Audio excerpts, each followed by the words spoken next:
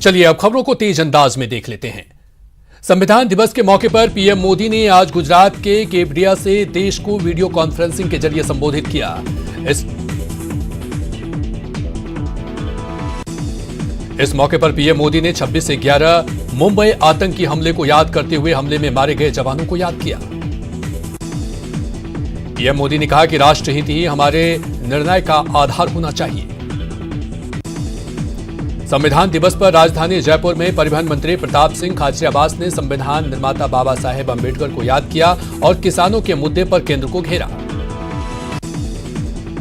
भरतपुर के कलेक्ट्रेट परिसर में संविधान दिवस के अवसर पर कलेक्टर नथमल डिडेल ने अधिकारियों और कर्मचारियों को संविधान के दायित्व का निर्वहन करने की शपथ दिलाई। पंचायत समिति चुनाव को लेकर कल दूसरे चरण का मतदान होगा। मतदान को लेकर राज्य निर्वाचन आयोग ने पूरी तैयारियां कर ली है। बीकानेर के पॉलिटेक्निक कॉलेज से मतदान कर्मियों को ईवीएम के साथ रवाना किया गया। डूंगरपुर में पंचायत चुनाव के दूसरे चरण के तहत कल 3 समितियों का मतदान होगा, जिसके लिए प्रशासन ने पुख्ता इंतजाम किए हैं। झालावाड़ में पंचायती राज चुनाव के बीच खानपुर क्षेत्र के बदनखेड़ी गांव के ग्रामीणों ने विरोध प्रदर्शन शुरू कर दिया। ग्रामीण सड़क निर्माण की मांग को लेकर प्रदर्शन कर रहे हैं। ग्रामीणों ने सड़क नहीं तो वोट नहीं का नारा देते हुए विरोध प्रदर्शन शुरू कर दिया है। बूंदी में होने वाले जिला परिषद और पंचायत समिति सदस्य चुनाव को लेकर जनसंपर्क अभियान का दौर शुरू हो गया है। प्रत्याशी घर घर जाकर लोगों से समर्थन मांग रहे हैं। जिले के केशव राय पाटन पंचायत समिति क्षेत्र में तीसरे चरण में 1 दिसंबर को चुनाव होना है। पाली में पंचायती राज चुनाव के दूसरे चरण के मतदान केंद्रों के लिए गुरुवार को मतदान दल रवाना हो गए। पंचायती राज चुनाव के दूसरे चरण के मतदान को लेकर आज प्रतापगढ़ के हायर सेकेंडरी स्कूल परिसर में मतदान दलों को अंतिम प्रशिक्षण दिया गया। सीएम गहलोत ने कोरोना पर समीक्षा बैठक की और केंद्र सरकार की नई गाइडलाइंस पर चर्चा की। कोरोना को लेकर केंद्रीय गृह मंत्रालय ने नए दिशा निर्देश जारी किए हैं। गृह मंत्रालय ने निगरानी, नियंत्रण और सावधानी के लिए दिशा निर्देश जारी किए हैं। सरकार के दिशा निर्देश 1 दिसंबर से प्रभावी होंगे और 31 दिसंबर तक लागू रहेंगे। सरकार की नई गाइडलाइंस के मुताबिक कंटेनमेंट जोन में सख्ती जारी रहेगी। वहीं 65 साल से ज्यादा आयु के व्यक्तियों और 10 साल से कम उम्र के बच्चों को घर में रहने की सलाह दी गई है। शादी के सीजन को देखते हुए सीएम गहलोत ने प्रदेश की जनता से गाइडलाइंस की पालना की अपील की है। सीएम ने ट्विटर पर लिखा कि सभी को मास्क पहनना चाहिए, सामाजिक दूरी बनाए रखना चाहिए, समारोह में आने वाले मेहमानों की संख्या तय सीमा से अधिक नहीं होना चाहिए।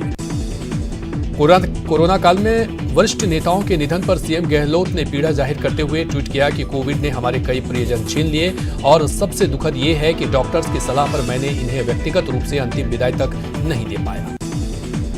मुख्य सचिव आर्य ने कोविड-19 के टीकाकरण के लिए भारत सरकार की गाइडलाइंस के अनुसार स्वास्थ्य कार्यकर्ताओं को सबसे पहले प्राथमिकता में रखने के दिशा निर्देश दिए। उन्होंने टीकाकरण के लिए फ्रंट लाइन कोरोना वॉरियर्स को भी प्राथमिकता देने की बात कही। बीते 24 घंटे में 44,699 नए केस सामने आए हैं। 36,582 मरीज ठीक हो चुके हैं और 518 की मौत हो गई है।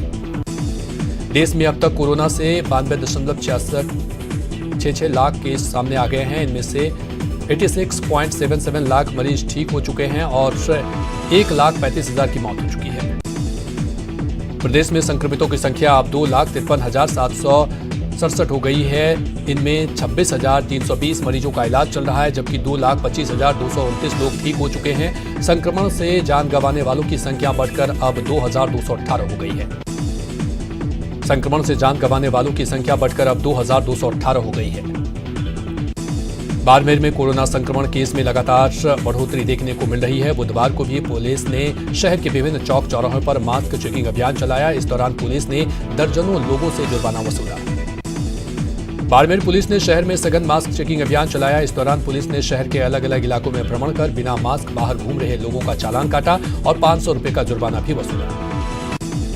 सीकर में भी कोरोना का कहर बढ़ता जा रहा है। हालांकि राहत की बात यह है कि संक्रमण से रिकवर मरीज गंभीर संक्रमित मरीजों की मदद के लिए आगे आ रहे हैं। इसी क्रम में शहर के 10 युवाओं ने जयपुर में प्लाज्मा डोनेट कर संक्रमित मरीजों की जान बचाई। सीकर में सुधीर मेहरिया स्मृति संस्थान के युवाओं ने प्लाज्मा डोनेट कर गंभीर संक्रमित मरीजों की जान बचाई। प्लाज्मा डोनेट करने वाले सभी युवा कोरोना से रिकवर हुए हैं। कोटा में लगातार लोग प्लाज्मा डोनेट कर रहे हैं। एमबीएस के ब्लड बैंक में प्लाज्मा डोनेट की वजह से 6 लोगों की जान बचाई जा सकी।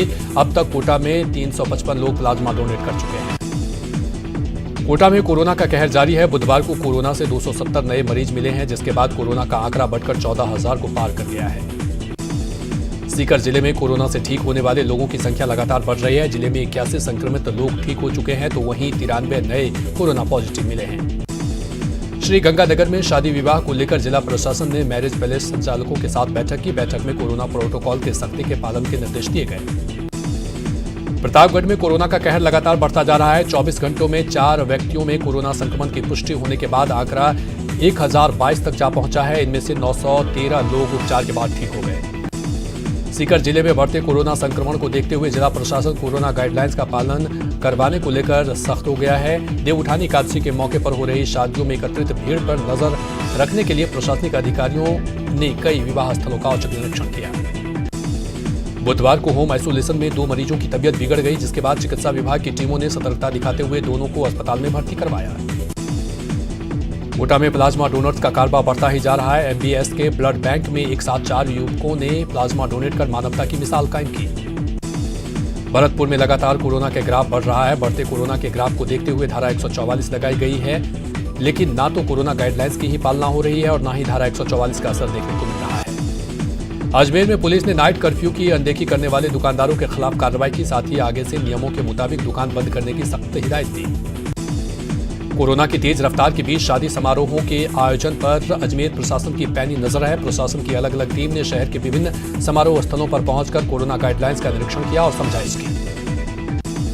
भरतपुर में एक शराबी ट्रक ड्राइवर ने एक स्कूटी सवार को टक्कर मार दी और अपने आप को बचाने के लिए 22 चक्का ट्रक को शहर में घुसा दिया।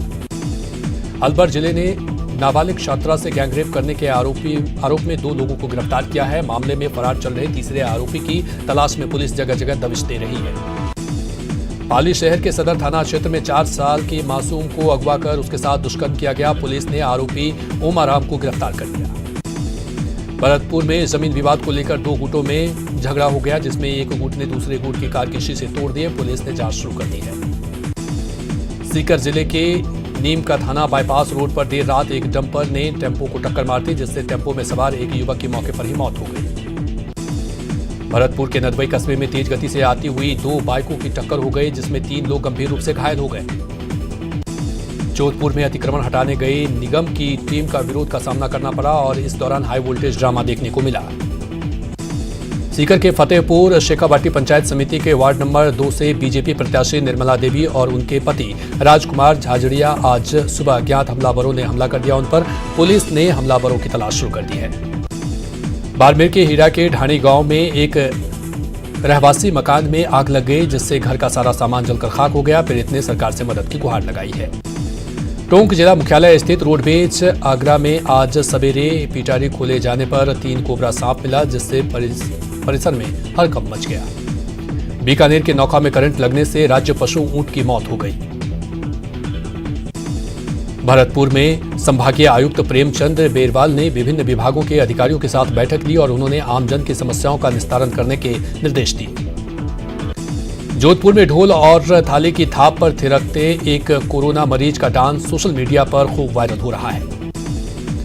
अलवर नगर परिषद सभापति बीना गुप्ता के कार्यालय को 1 वर्ष पूरे होने पर आज बीजेपी पार्षदों ने काला दिवस मनाते हुए सद्बुद्धि यज्ञ किया।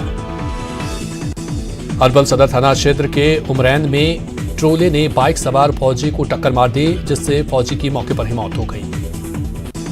भरतपुर में आयुर्वेद विभाग ने कोरोना से ठीक हो चुके मरीजों के लिए वर्चुअल कार्यशाला का आयोजन किया। जयपुर पुलिस ने अवैध हथियारों के साथ 3 बदमाशों को गिरफ्तार किया है। हत्थे चढ़े अपराधियों में एक हिस्ट्री सीटर भी है। उदयपुर की मोहनलाल सुखाड़िया विश्वविद्यालय में इंटरनेशनल रेजिडेंशियल हॉस्टल बनाया जाएगा, जिसमें देश विदेश से आने वाले शोध छात्र परिवार के साथ रह सकेंगे।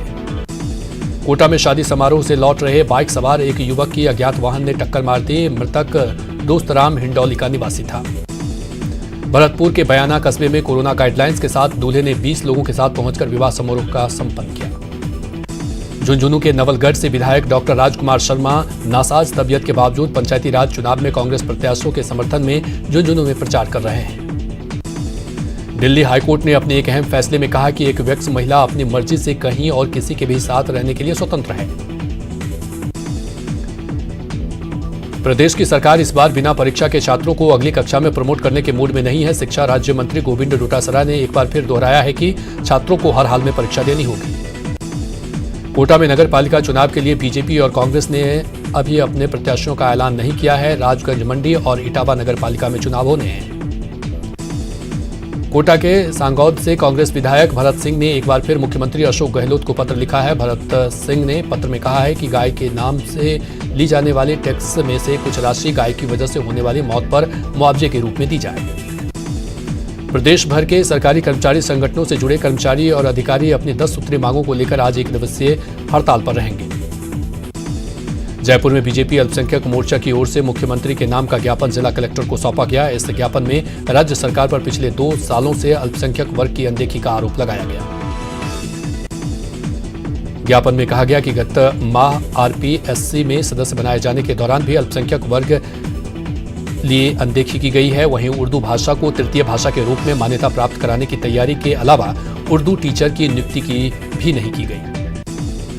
प्रदेश में जिला परिषद और पंचायत समिति चुनाव को लेकर गुलाबचंद कटारिया प्रतापगढ़ पहुंचे। सरकार को आड़े हाथ लेते हुए कटारिया ने कहा कि उदयपुर संभाग में कांग्रेस पंचायती राज चुनाव में हॉट हो चुकी है। नेता प्रतिपक्ष कटारिया का जगह जगह बीजेपी कार्यकर्ताओं ने स्वागत किया। सीकर में आगामी 27 नवंबर को पंचायत चुनाव के दूसरे चरण के मतदान होने हैं। बुधवार को प्रचार का अंतिम दिन था। प्रचार के अंतिम दिन विभिन्न दलों के प्रत्याशियों ने प्रचार में पूरी ताकत झोंक दी। सीकर में पंचायत चुनाव के दूसरे चरण का मतदान आगामी 27 नवंबर को होने हैं। बुधवार को चुनाव प्रचार का अंतिम दिन था। प्रचार के अंतिम दिन भाजपा किसान मोर्चा के प्रदेश अध्यक्ष हरिराम रानवा और पूर्व विधायक प्रेम सिंह बाजौर ने पटौदा सहित दर्जनों गांव में जनसंपर्क अभियान चलाया।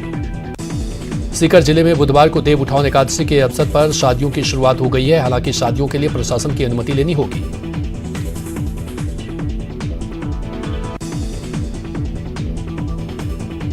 भरतपुर में देव उठानी एकादशी के अवसर पर खटीक समाज द्वारा सामूहिक विवाह समारोह का आयोजन किया गया। कोरोना गाइडलाइंस की पालना करते हुए 12 जोड़ों ने एक दूसरे के बंधन में बंधकर हमसफर बने।